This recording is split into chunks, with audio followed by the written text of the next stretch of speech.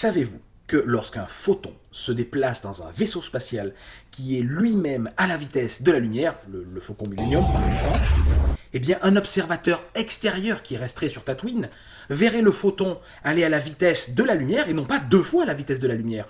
Autrement dit, eh bien c'est comme si C, la vitesse de la lumière, plus C, la vitesse de la lumière, était égale à C et pas égale à 2C. Ça peut paraître contre-intuitif, mais en fait, vous allez voir que cette idée de fou est en fait une conséquence d'une idée relativement simple. Nous allons à présent parler de la relativité.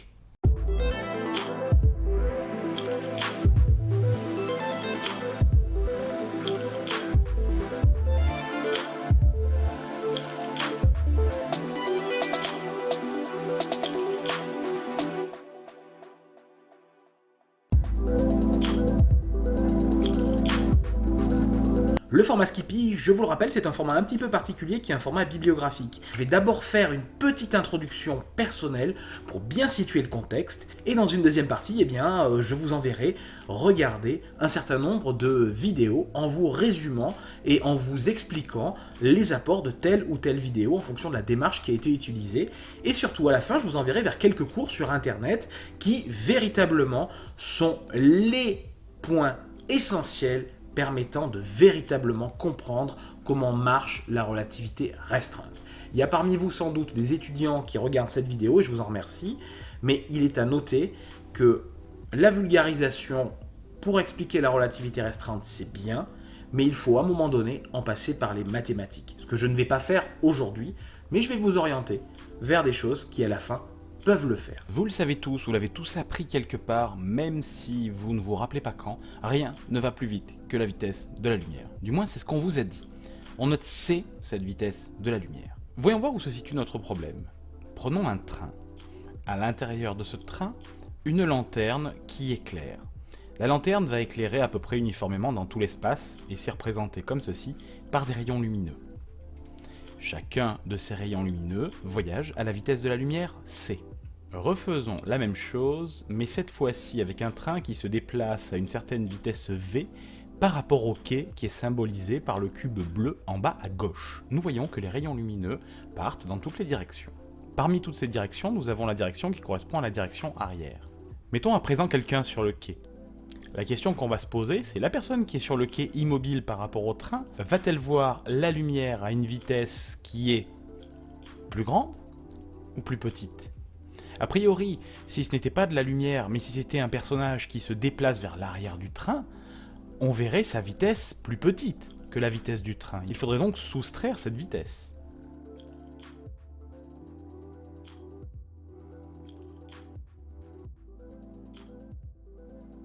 Que se passe-t-il pour le rayon qui va vers l'avant ? Une personne qui est sur le quai va voir, d'après les lois de la physique classique, une augmentation de la vitesse. Il faudra additionner à la vitesse du train la vitesse de la lumière. On aura donc une vitesse de la lumière qui sera plus importante quand on est sur le quai que lorsque l'on est dans le train. Or, vous sentez que ceci est faux puisque c'est en contradiction avec la phrase « rien ne va plus vite que la vitesse de la lumière ». Comment la vitesse de la lumière pourrait elle-même aller plus vite que la vitesse de la lumière ? Et si le train va à la vitesse C, dans ce cas-là, on peut avoir C plus C est égal à 2C. Mais ce n'est pas possible, puisque cette phrase vient nous dire « rien ne peut aller plus vite que la vitesse de la lumière ». C'est donc qu'il y a quelque chose de fondamental que nous n'avons pas compris. D'où vient le problème ? Pour cela, j'ai besoin de poser un contexte historique. En 1820, des expériences menées par Ørsted, puis rapidement après par Ampère, vont montrer que les phénomènes électriques et les phénomènes magnétiques ne sont pas si indépendants que ce que l'on pensait. Il va y avoir action de l'un sur l'autre et vice-versa. Par exemple, une boussole, qui est un aimant, sera déviée par une circulation de charges électriques. Il faudra attendre 1864 pour que Maxwell, un théoricien, unifie phénomènes électriques et phénomènes magnétiques et montre qu'il existe des ondes dites électromagnétiques qui se propagent à une certaine vitesse qui vaut exactement la vitesse C. La vitesse de la lumière est déduite de la théorie de l'électromagnétisme. Il faut savoir que dans ces années-là, on connaissait depuis peu la vitesse de la lumière qui avait été mesurée d'un point de vue expérimentale en laboratoire. Il y a eu 2 expériences phares dans l'histoire des sciences. Tout d'abord l'expérience de Fizeau, qui utilise une roue dentée, et l'expérience de Foucault en 1862, qui améliore les résultats obtenus par Fizeau de la vitesse de la lumière. Ces 2 expériences montrent que la vitesse de la lumière est proche de 300 000 km par seconde. En 1887, Michelson et Morley vont faire l'expérience aux résultats négatifs la plus célèbre de l'histoire des sciences. Quelle est cette expérience ? Vous avez sous les yeux le Soleil central et la Terre qui tournent autour à 2 positions bien précises durant l'année. On va approximer que le mouvement est circulaire et donc que la vitesse de la Terre est la même en ces 2 endroits. Imaginons à présent une étoile lointaine qui émet des rayons lumineux dans toutes les directions. Elle émet notamment des rayons lumineux dans la direction de la première position de la Terre. Elle émet aussi des rayons lumineux lorsque la Terre se trouvait à un autre endroit de sa position sur son orbite. Vous avez sous les yeux 2 situations qui sont analogues aux situations représentées par le train sur le quai tout à l'heure. Lorsque l'on regarde un rayon lumineux qui s'approche de l'observateur resté sur le quai et un rayon lumineux qui s'éloigne de l'observateur resté sur le quai. Peut-on additionner ces vitesses ? Je n'entre pas dans le détail de l'expérience ici, puisque cela fait appel en fait à de l'interférométrie, ce n'est pas une mesure directe, mais on peut déduire la vitesse de la lumière dans le cas situé à gauche et dans le cas situé à droite. Il faudra attendre 1887 pour montrer que la vitesse de la lumière ne va pas changer dans la première ou la deuxième situation. La vitesse de la lumière sera trouvée égale à l'erreur de mesure près dans les 2 situations. C'est un peu comme si lorsque l'on additionne V à C, eh bien on retrouve C. Et lorsque l'on soustrait V à C, on retrouve à nouveau C. Si la Terre allait à la vitesse de la lumière, nous aurions C plus C égale C. Fort de cette mesure expérimentale qui ne peut pas être remise en doute, nous sommes obligés de conclure qu'additionner les vitesses ne se fait pas aussi simplement que ce que pensait Galilée. Et cela nous conduit naturellement à parler du principe de relativité. Ce principe de relativité est un principe fort pour les physiciens. Que dit-il ? Il dit que les lois physiques s'expriment de manière identique dans tous les référentiels inertiels.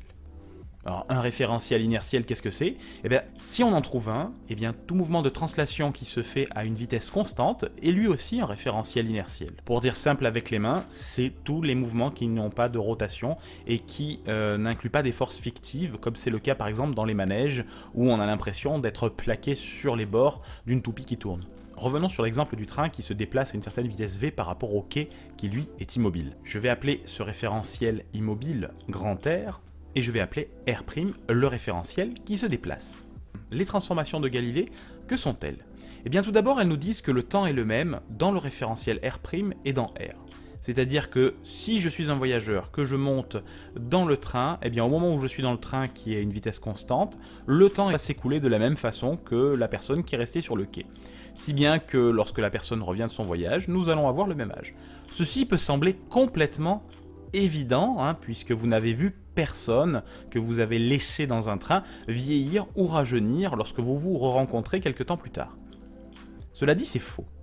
Si on définit un axe des x, eh bien, on va pouvoir passer du référentiel R' au référentiel R par cette simple addition ou soustraction. Si on passe d'un côté ou de l'autre, le terme v fois t. Et on va oublier de parler de y et de z puisqu'on ne se déplace que suivant la direction x. Ces transformations de Galilée, bien qu'intuitives à notre échelle, sont en réalité fausses. Pourquoi ? Eh bien, si nous dérivons mathématiquement la deuxième ligne ici, nous allons obtenir, à partir des positions, les vitesses. Imaginons le rayon lumineux qui s'échappe de la lanterne située sur l'objet. Eh bien, dans le référentiel R', la vitesse de cet objet sera la vitesse de l'objet dans le train moins la vitesse du train. Or, ceci, par l'expérience de Morley, a été montré comme complètement impossible.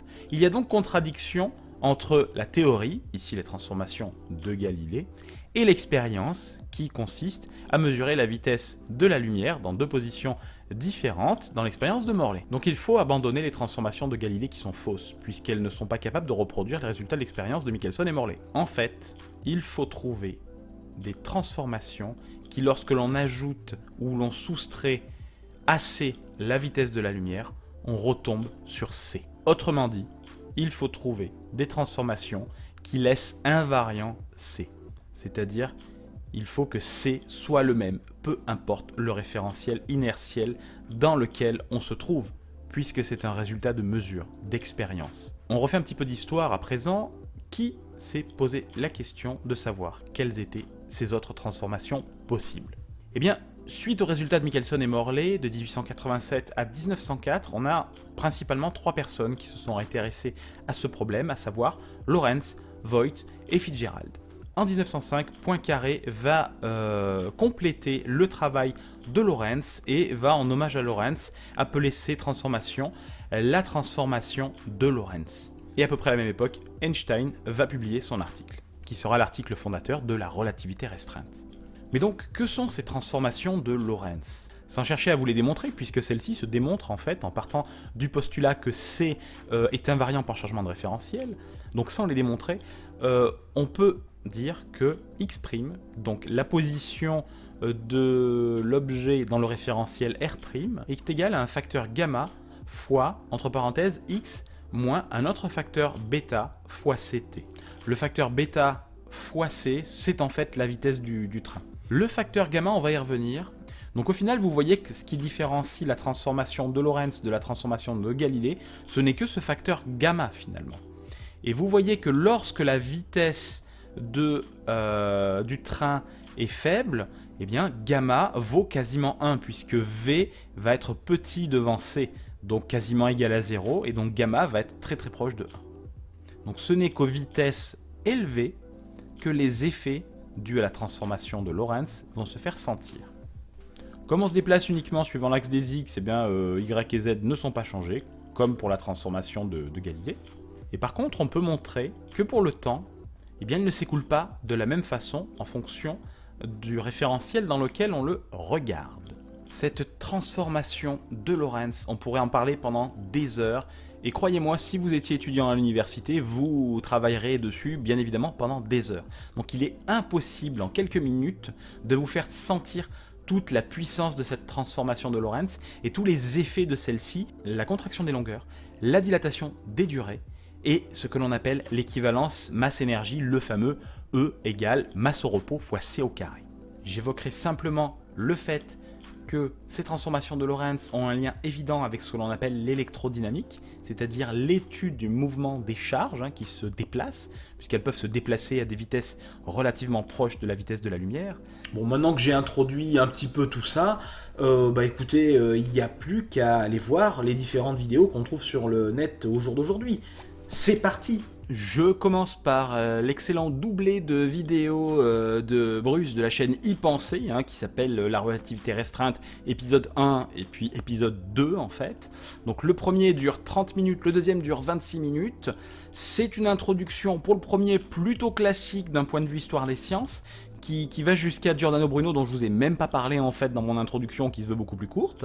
Donc je vous recommande vraiment d'un point de vue historique, c'est vraiment sympa. Dans la vidéo numéro 2, on va plus sur du détail et on va notamment mettre en évidence le fait qu'il n'existe plus nécessairement de simultanéité d'événements en fonction du référentiel dans lequel on se trouve.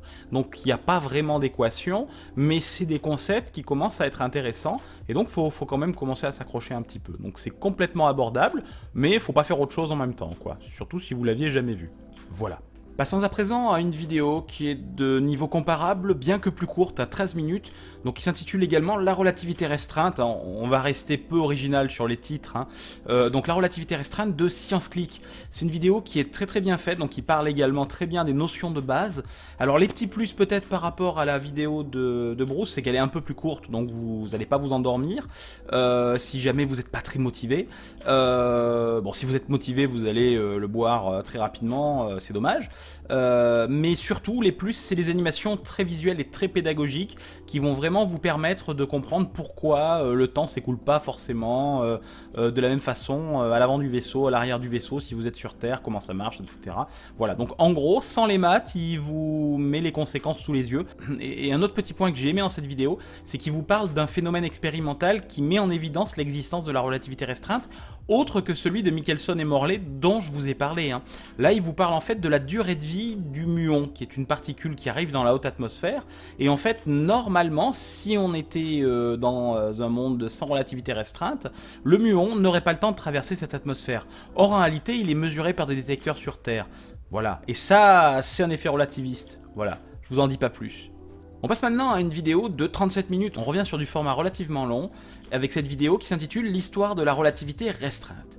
Alors avant de parler un tout petit peu du contenu, parlons du créateur de cette vidéo, parce que c'est un peu un extraterrestre pour moi, parce qu'en fait il a une vidéo, il a 115 abonnés, il a 7000 vues pour cette vidéo, ce qui est relativement bien, enfin même très très bien, et voilà quoi, et c'est tout, et la qualité de cette vidéo est très très bonne. Alors là j'encourage vraiment les gens à s'abonner à sa chaîne, et en espérant qu'il fera d'autres contenus, parce que ça vaut vraiment vraiment le coup, hein. Cette vidéo j'ai vraiment adoré.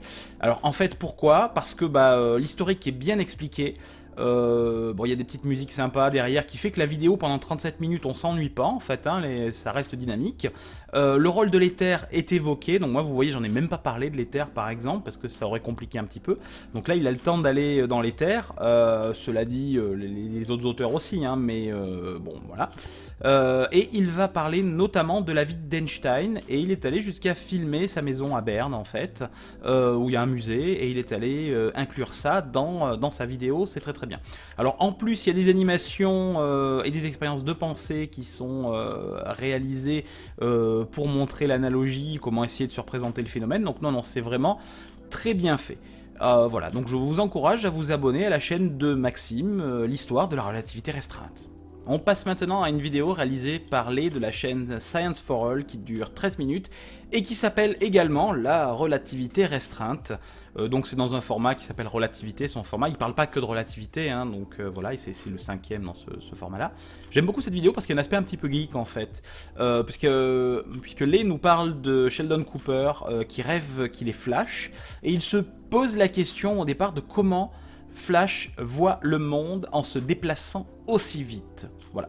Donc c'est une expérience de pensée pour amener le problème un peu aux expériences de pensée que réalisait Albert Einstein lui-même. Dans cette vidéo, les animations sont relativement bien faites, sans équation, pour arriver à comprendre d'où vient la contraction des longueurs, donc je vous recommande.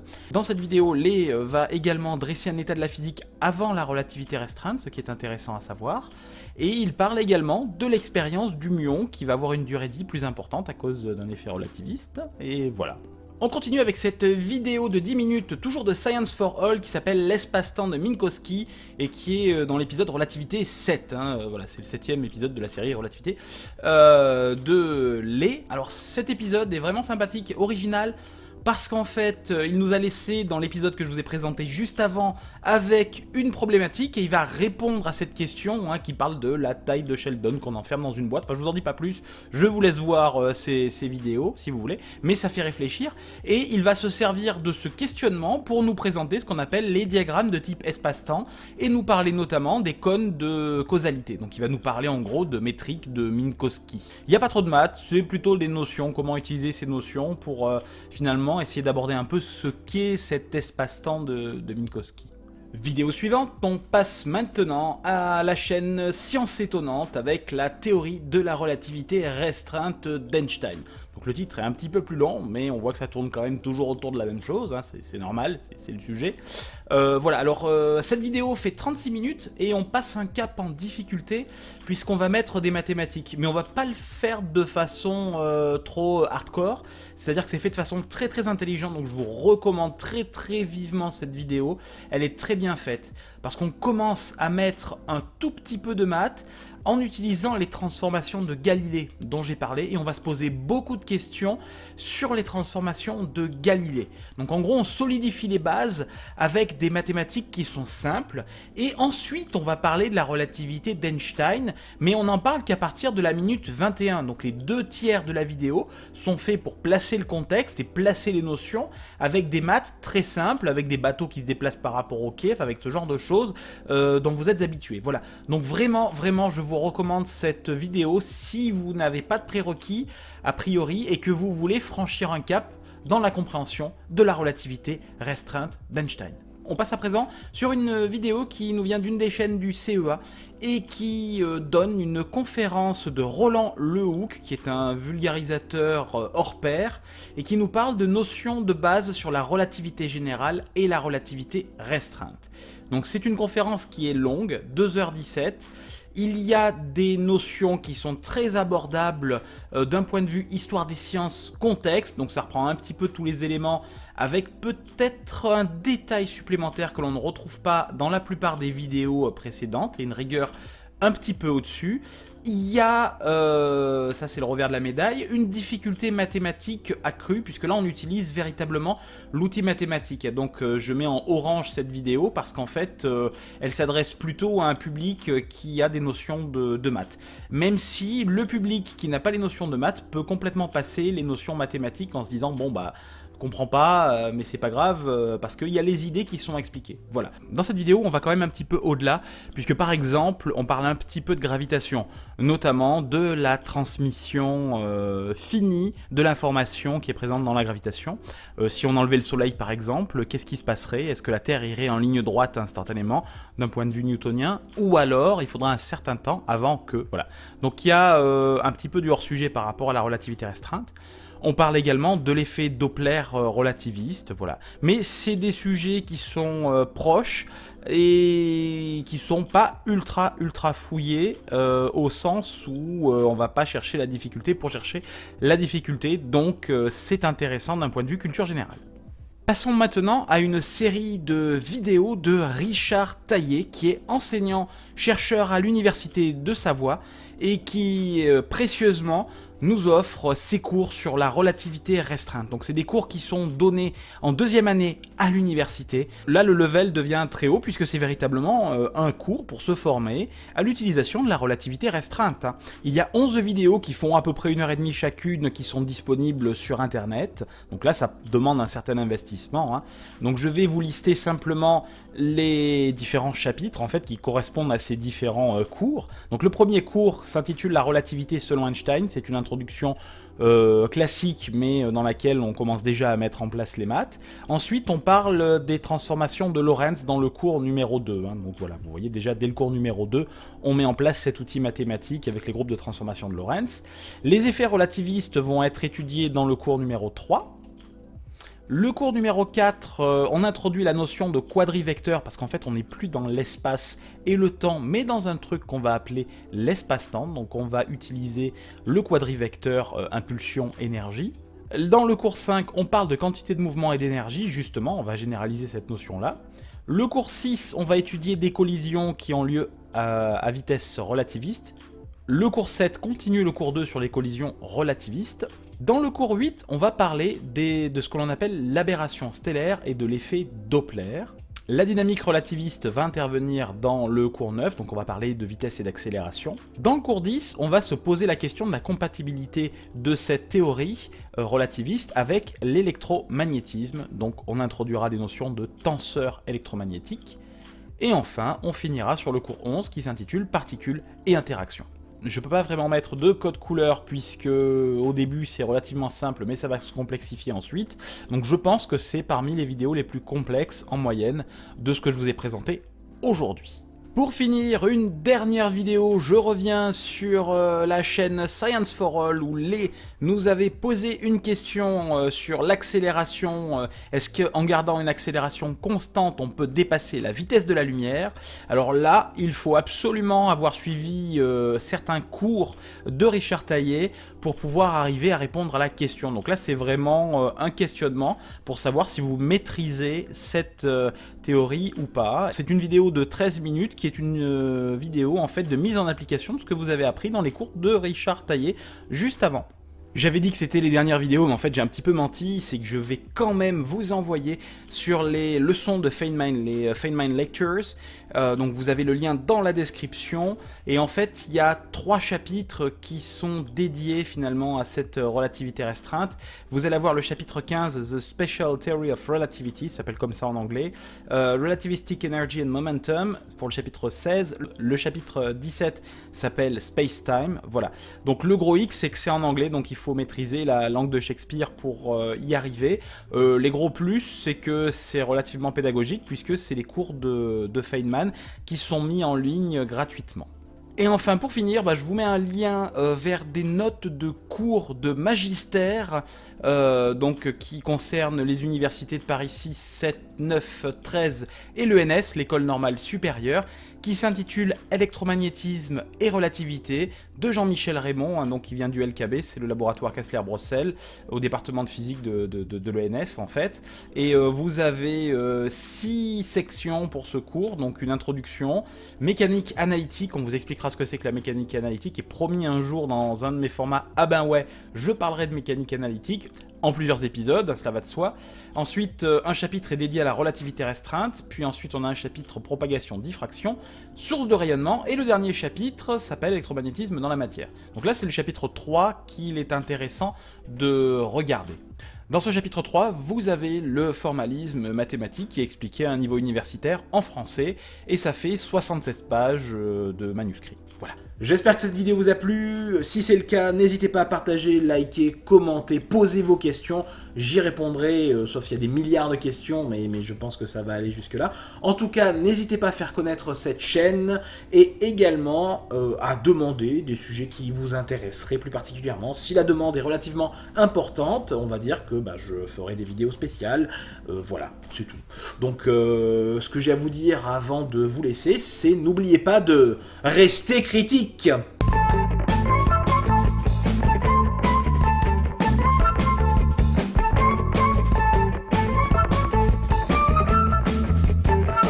Salut à tous. Alors aujourd'hui, on va parler un petit peu d'un sujet très cocasse. C'est nul. Oh bah oui, on va parler de ça aujourd'hui, ouais. Waterzooi.